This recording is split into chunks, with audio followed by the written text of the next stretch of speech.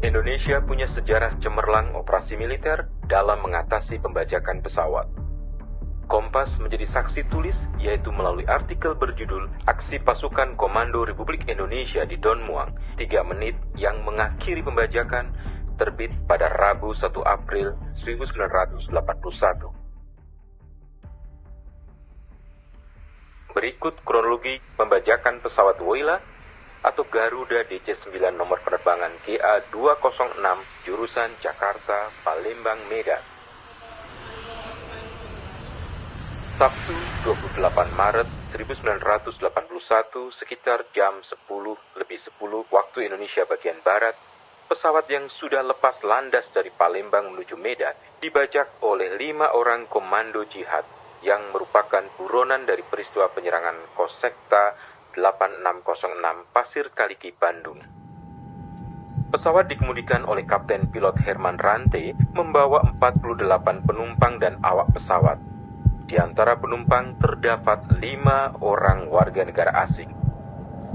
Pembajak mengubah haluan menuju Pineng, Malaysia. Setiba di Bandara Pineng, mereka mengisi bahan bakar pesawat, meminta makanan, dan peta rute penerbangan internasional.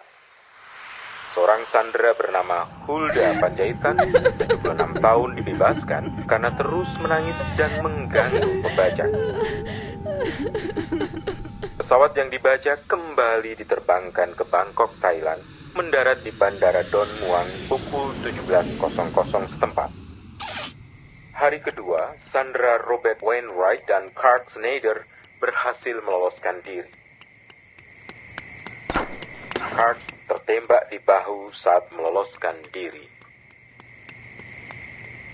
Selasa 31 Maret 1981 dimulai operasi militer yang dilancarkan oleh Kesatuan Pasukan Anti Teror berjumlah 30 orang dari ABRI untuk melumpuhkan pembajak dan membebaskan sandera.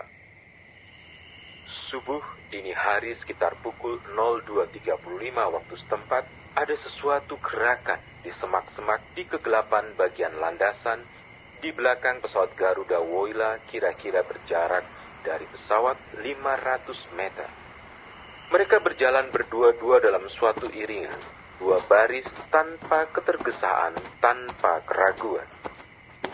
Iring-iringan berjalan teratur dengan membawa 3 buah tangga begitu dekat dengan pesawat. 2 orang langsung sigap mengambil posisi di bawah roda bagian kiri, 2 orang lagi di dekat roda kanan pesawat, semuanya di bawah sayap.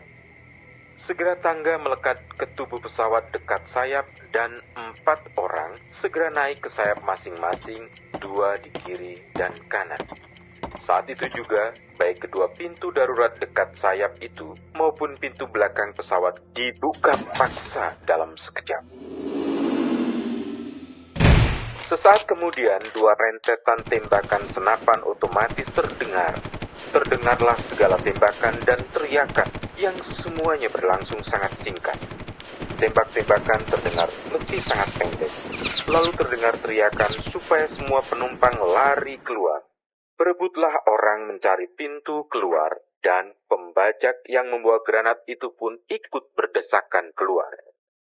Granat dilepas pinnya dan dilemparkan. Untungnya tidak meledak dan segera diamankan oleh seorang anggota pasukan. Pembajak itu sendiri pun segera dihabisi, segera ketika berusaha lari dari pintu depan.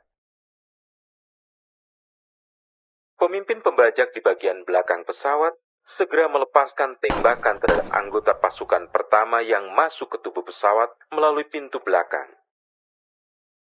Sesudah itu, dia pun meletakkan laras pistol ke kening dan bunuh diri.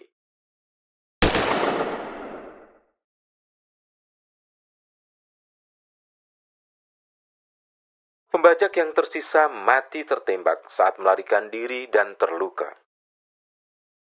Tak lama setelah baku tembak, seorang anggota komando tampak muncul di pintu menggendong anak laki-laki 4 tahun, satu-satunya anak yang ikut menjadi sandera.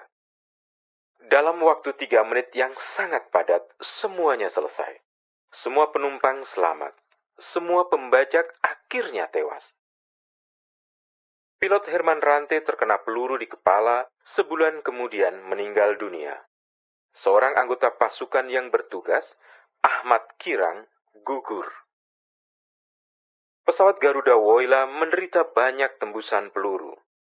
Operasi militer cemerlang ini di bawah komando Kepala Pusat Intelijen Strategis, Letnan Jenderal Beni Murdani, dengan pemimpin operasi di lapangan, Letnan Kolonel Infanteri Sintong Panjaitan. 3 menit lumpuhkan teroris pembajak Woyla. Indonesia menang melawan teroris.